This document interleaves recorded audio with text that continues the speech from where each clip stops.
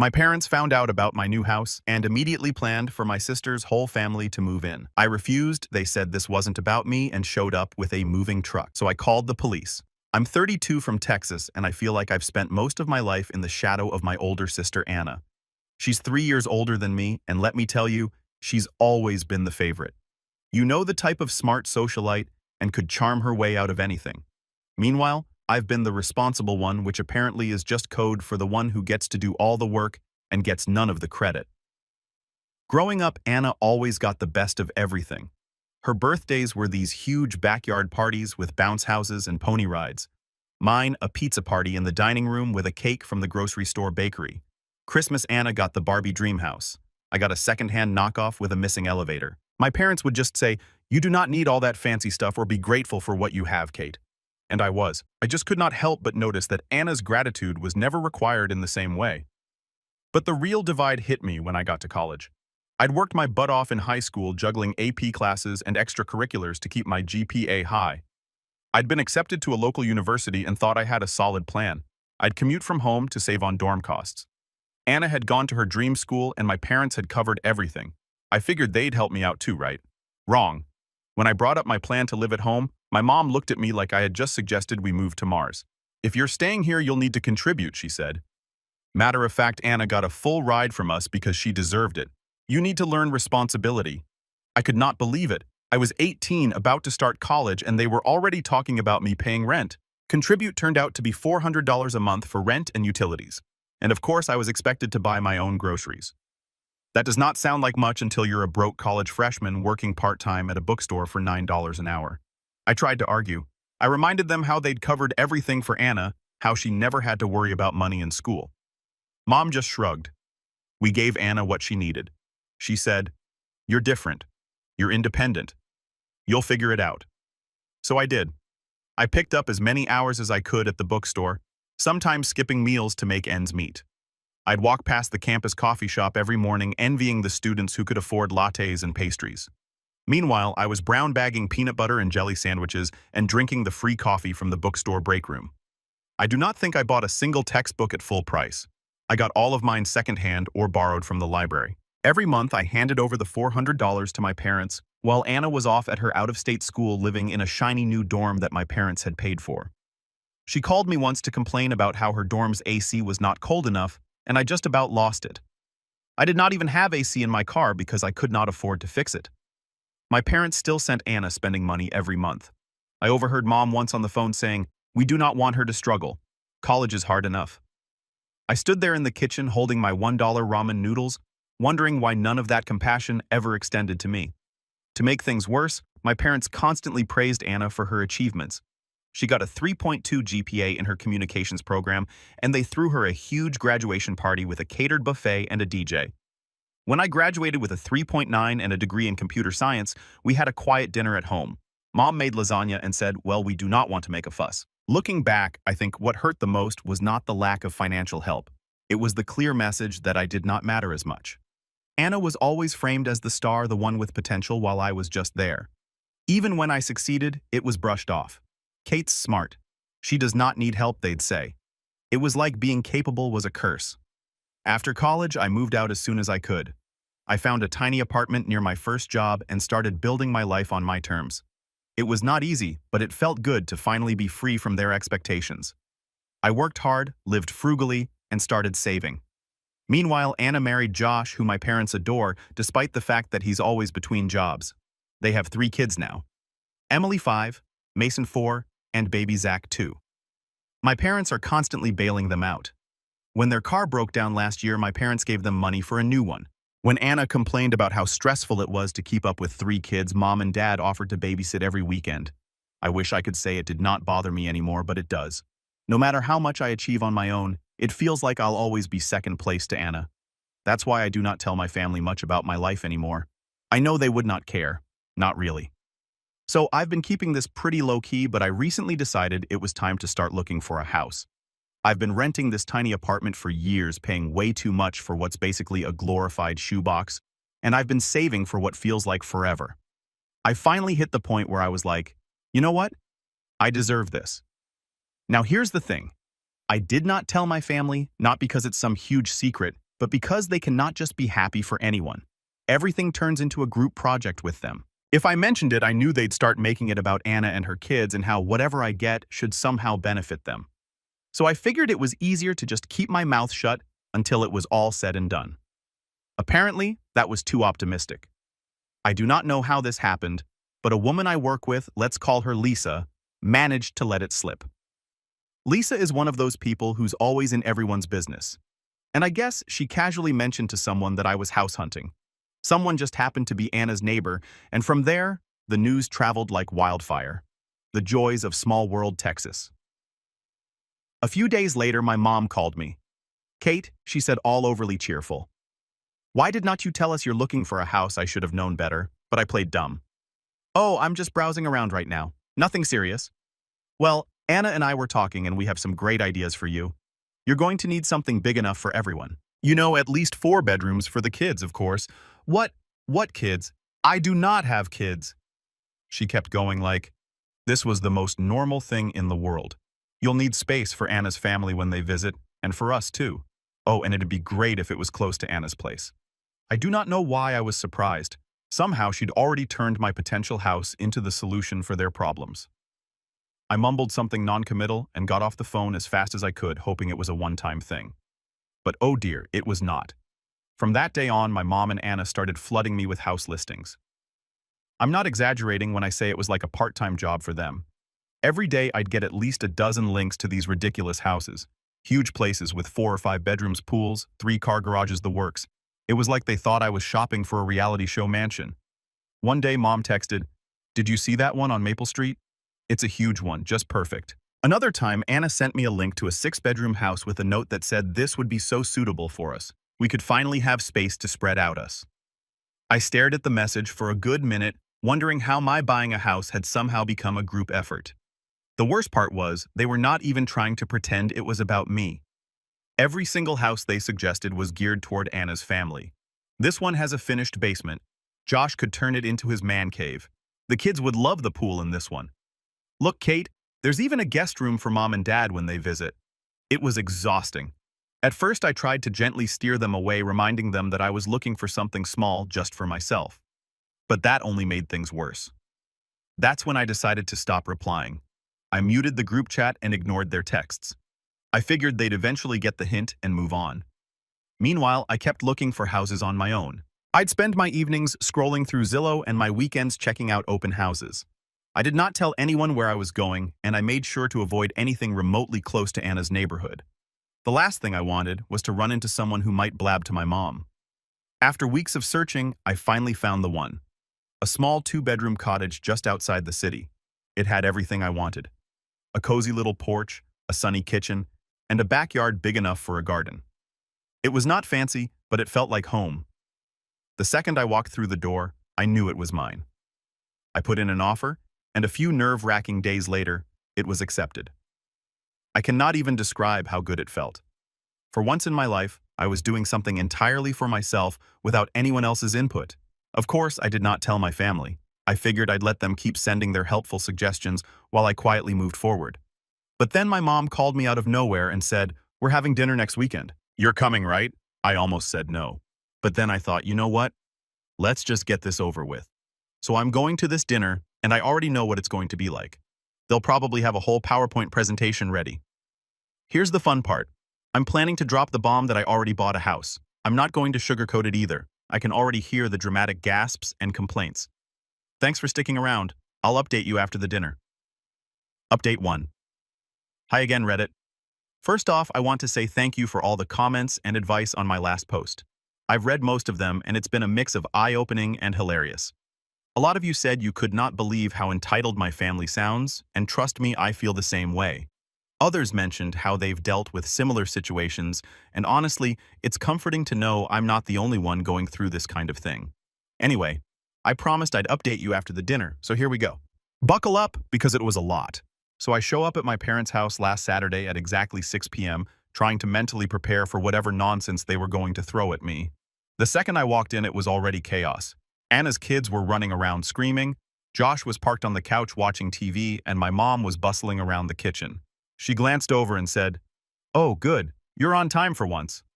Off to a great start, right? We sat down for dinner, and at first it was the usual small talk. Dad complained about gas prices, Josh ranted about something at work, and Anna was whining about how hard it is to manage 3 kids. Zach keeps waking up in the middle of the night, she said, shoveling mashed potatoes onto her plate. We're just so cramped. I feel like I'm losing my mind. I knew where this was going, but I played along, nodding sympathetically while I focused on my lasagna.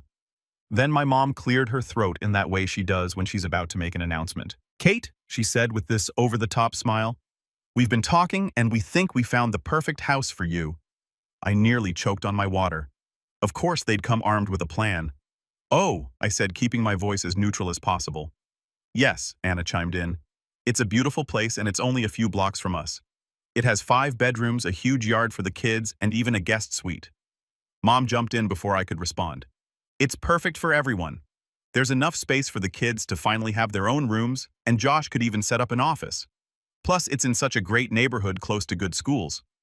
I just stared at them completely dumbfounded.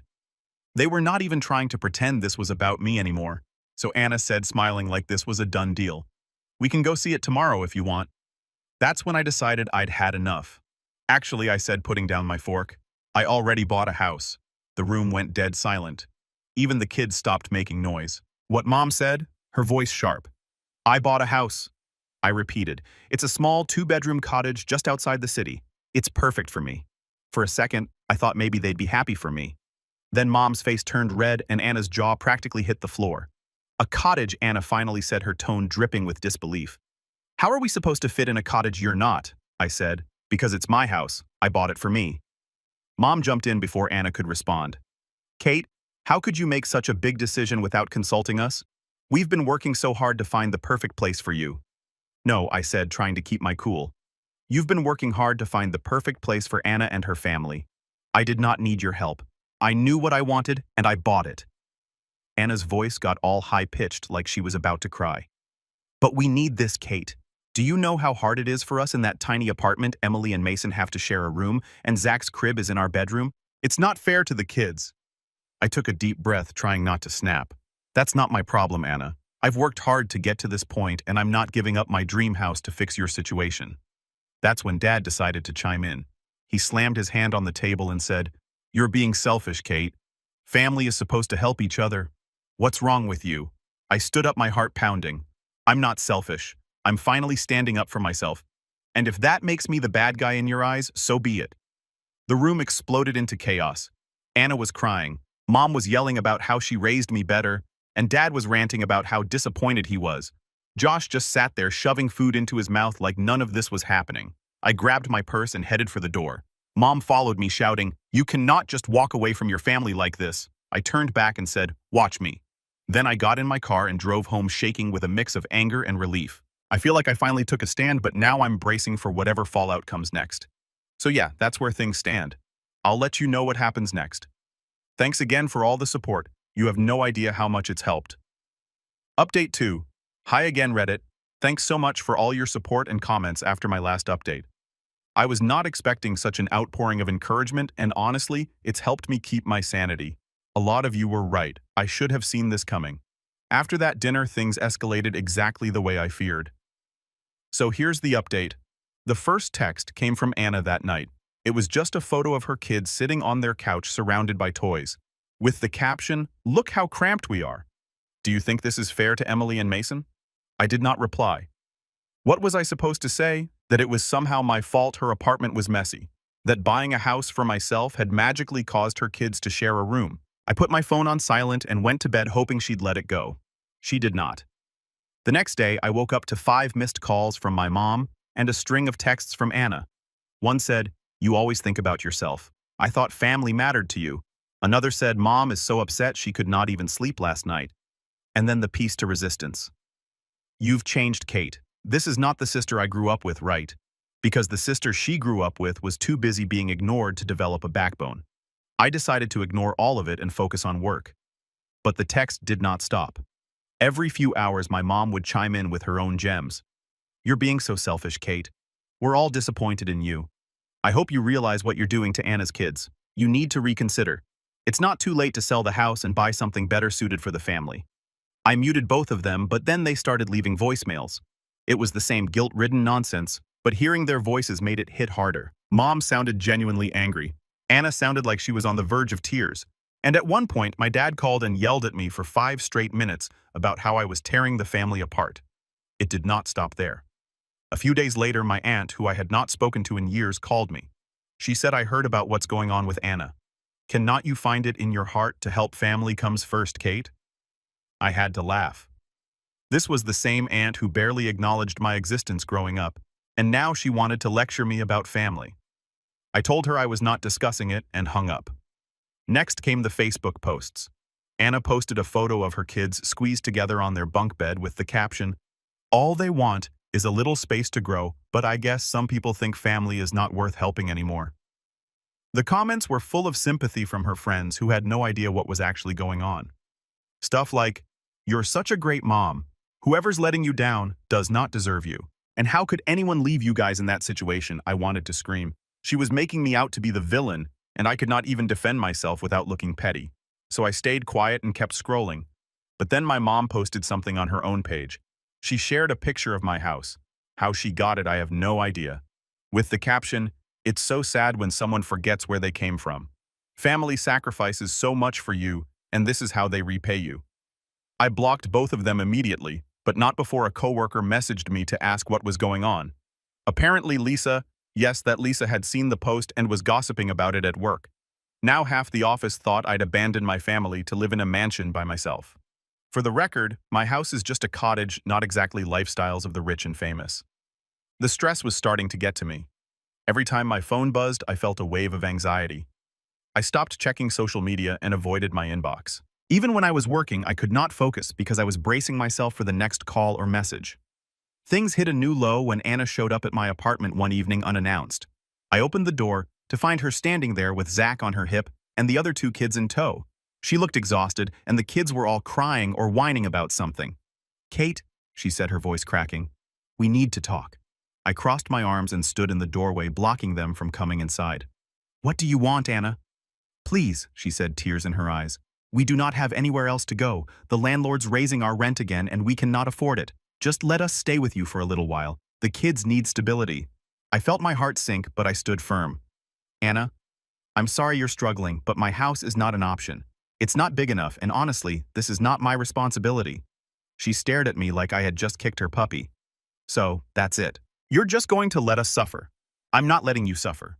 I've worked hard to get where I am, and I'm not going to let you guilt me into giving it all up."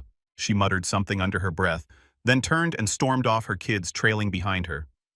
I shut the door and leaned against it, feeling a mix of guilt and relief. The next morning, my mom called to tell me I was heartless for turning Anna away. She accused me of being cold and ungrateful and said I was going to regret it someday. I hung up without saying a word, and even as I'm writing this post, their texts are popping up nonstop on my phone. Mom's sending walls of guilt-ridden paragraphs, and Anna's firing off photos of the kids. I even got a voicemail from Dad just now that started with, "I hope you're happy," and I did not even bother listening to the rest. I cannot take it anymore. The first thing I'm going to do tomorrow morning is change my number and only give it to trusted friends and my work. It's clear they're not going to stop until I completely cut them off. I'll deal with the social media stuff, tightening up my privacy settings and blocking anyone who might try to stir the pot, but that's for later. One thing at a time, I'll update you once I've taken care of everything. Thanks again for all your comments and support. It's really helping me get through this mess. Update 3. Hey Reddit. I'm back with another update. So I've been reading through your comments and wow, y'all really did not hold back. A lot of you were mad at me for not blocking my family sooner, and honestly, you were right. After I changed my number, I went ahead and blocked them on everything. Facebook, Instagram, even the random relatives who might have tried to mediate. It felt so good to finally cut them off. But of course, it did not take long for things to get messy again. I should have known the peace would not last. It all started last weekend when my mom showed up at my house unannounced. I was in the backyard trying to figure out how to plant lavender. Google makes it look so easy, but I've already killed 3 plants when I heard someone knocking on my front door. At first, I thought it was my neighbor or maybe a delivery. But when I got to the door there, she was my mom standing on my porch with a pie in her hands and the fakest smile I've ever seen. "Hi, Kate," she said, like she just stopped by for a casual visit and not after weeks of me ghosting. Hi," I said, caught totally off guard. I stood there for a second, debating whether I should even let her in, but she shoved the pie toward me and said, "I thought I'd stop by and see how you're doing. I brought your favorite apple." I was not sure if I should laugh or cry. My favorite is cherry, but okay, Mom. Against my better judgment, I let her in. I did not want to make a scene. She set the pie on the counter and looked around the house like she was taking inventory. "This is lovely, Kate," she said, running her hand along the back of a chair. "You've done a great job." I did not know what to say, so I just mumbled a quick thanks and waited for her to get to the point. She sat down at my kitchen table and sighed dramatically. "I wanted to apologize," she started. "Things got a little heated, and I realize now that we were wrong to push you like that. You've worked hard for this house, and I should have respected your decisions." I stared at her, trying to gauge if she was serious. It sounded nice on the surface, but something about her tone did not sit right with me. Then she launched into this whole speech about how proud she was of me and how the stress of Anna's situation had made everyone act out. "But that's no excuse," she said, giving me this sad, almost pleading look. For a second, I felt myself softening. Maybe she really was trying to make things right. But then she hit me with, "I was thinking maybe we could have a fresh start. I'd love to come over again sometime. Maybe bring Anna and the kids. It'd be nice for everyone to see your new place." And there it was. I tried to keep my cool. "I do not think that's a good idea right now," I said, choosing my words carefully. "Things are still a little tense, and I'm not ready for that yet." She nodded, but I could tell she was not happy with my answer. "Of course I understand," she said, but her smile was a little too tight and her eyes kept darting around the room like she was sizing up the place. After a few more minutes of small talk, she stood up and said, "Well, I should get going. Thanks for letting me stop by. I really mean it, Kate. I just want us to be a family again." I nodded, but did not say anything. After she left, I locked the door and just stood there for a while staring at the pie on the counter. Something about the whole visit felt off. For the past few days, I could not stop replaying the conversation in my head. Was she being genuine, or was this just another manipulation tactic? The timing seemed way too convenient. She'd spent weeks harassing me, and the second I cut them off, she suddenly shows up with an apology and a pie. It also did not sit right with me how quickly she glossed over everything that had happened. She did not even mention the texts, the voicemails, or the fact that I'd blocked her. It was like she was pretending none of it had ever happened, which felt weird. And the whole thing about bringing Anna and the kids over, that did not feel like a casual suggestion. It felt calculated, like she was testing the waters to see how much I'd let slide. I have not reached out to her since, and she has not contacted me again either. But I cannot shake the feeling that this is not over. Knowing my family, there's probably something else brewing, and I'm just waiting for the other shoe to drop. What do you think, Reddit? Was my mom being sincere, or is there more to this than she's letting on? Part of me wants to believe she's genuinely trying to fix things, but the other part of me feels like I'd be an idiot to trust her. Let me know your thoughts. I could really use some outside perspective right now. Update 4. Hi Reddit, I'm back, and wow, do I have an update for you. Hopefully the last one. I wish I could say things have calmed down, but instead everything has gone from mildly irritating to full-on crazy. I do not even know where to start, but let's just say I'm officially done giving my family the benefit of the doubt. So you remember how my mom stopped by with that apology and a pie. At the time I told you all I had a bad feeling about it. Turns out my gut was right. Something about her visit was not sitting well with me, but I could not figure out why. She seemed way too interested in every detail of my house, from the locks on the doors to the layout of the rooms. At the time I brushed it off as her being nosy. But now I realize it was part of a bigger plan. A few days after her visit, I went about my week as usual. Work was busy, so I was mostly holed up in my new home office, focused on deadlines. I was not thinking much about my family. Things had been quiet since the visit, and I thought maybe they were finally backing off. Then came Saturday. I'd gone out to run errands in the morning, just the usual stuff: grocery shopping, a stop at Target, and picking up a package from the post office. I got home around noon, bags in hand, ready to put everything away and enjoy a quiet weekend. As I pulled into the driveway, I noticed something odd. Anna's SUV was parked right in front of my house. My heart immediately sank. I walked up to the door, fumbling with my keys, and that's when I heard voices inside. At first, I thought maybe I'd left a window open or my TV on, but as I stepped into the entryway, the realization hit me like a brick. Anna, Josh, and the kids were in my house. The scene inside was pure chaos. Emily and Mason were sprawled out on my couch, surrounded by snacks and toys that were not even theirs. Zach was toddling around the living room, chewing on one of my throw pillows like it was a teething ring. Josh was in the kitchen raiding my fridge. And Anna, She was in the sunroom rearranging my furniture like she was on HGTV. "What the heck is going on?" I blurted, my voice shaking with a mix of anger and disbelief. Anna looked up completely unfazed. "Oh, hey, Kate. We figured it'd be easier to just move in while you were out." I stared at her, trying to process what she had just said. "Move in? Are you serious?" She rolled her eyes like I was the one being unreasonable. "Mom gave us the key. She said it'd be fine." I felt like I was going to explode. "Mom gave you what key?" "The spare key," she said, gesturing toward the kitchen counter where I'd left it during Mom's visit. "We really needed this space, and your house is perfect for us. It could have been bigger if you'd listened to us, but it'll do. And Josh can finally have an office." "Get out," I said, my voice dangerously calm. "Kate, do not be like that." Josh chimed in, leaning against my fridge with a sandwich.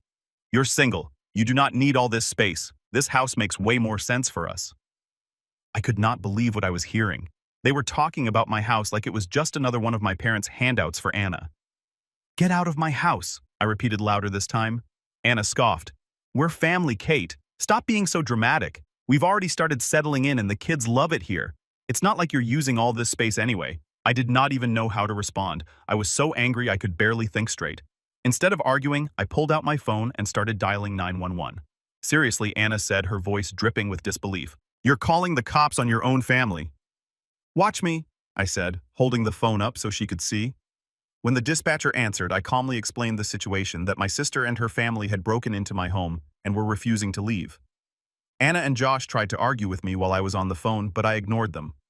By the time the cops arrived, I was shaking with adrenaline, but I was also determined not to let them get away with this. The officers were professional but firm. They asked Anna and Josh to explain why they were in the house, and their story was as ridiculous as you'd expect. "We're family," Anna said, as if that was a valid legal defense.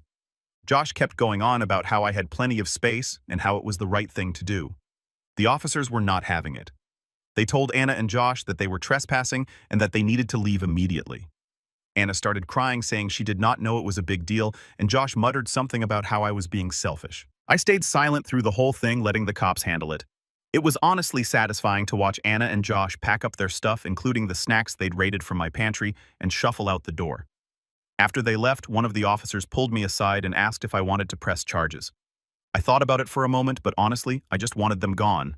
I told the officer I did not want to press charges as long as they stayed away from my property. He nodded and said they'd file a report in case anything else happened. Once they were gone, I locked the door and just stood there for a while, taking it all in. My house felt different now, violated almost. The idea that they just let themselves in without asking, without even caring how I'd feel about it, made my skin crawl. I've already called a locksmith to get all the locks changed, and I'm thinking about installing a security system too. I'm done giving them the benefit of the doubt. This was not a misunderstanding or a moment of desperation. This was entitlement, plain and simple. I'm still trying to wrap my head around the fact that my own sister thought this was okay, and the fact that my mom gave him the key. I do not even have words for that yet. I called my lawyer this morning to explain the whole situation and had a formal cease and desist letter drafted and sent to my mom, Anna, and Josh. The letter outlined everything they'd done and made it clear that if they continued to harass me, I would not hesitate to take legal action. Anyway, that's where things stand for now. I'm still furious, but I'm also kind of numb. Part of me is wondering if this is really over or if they're going to try something else. Thanks again to everyone who's followed along and supported me through this wild ride. Your advice, validation, and even the tough love have meant more to me than I can say. Take care, Reddit.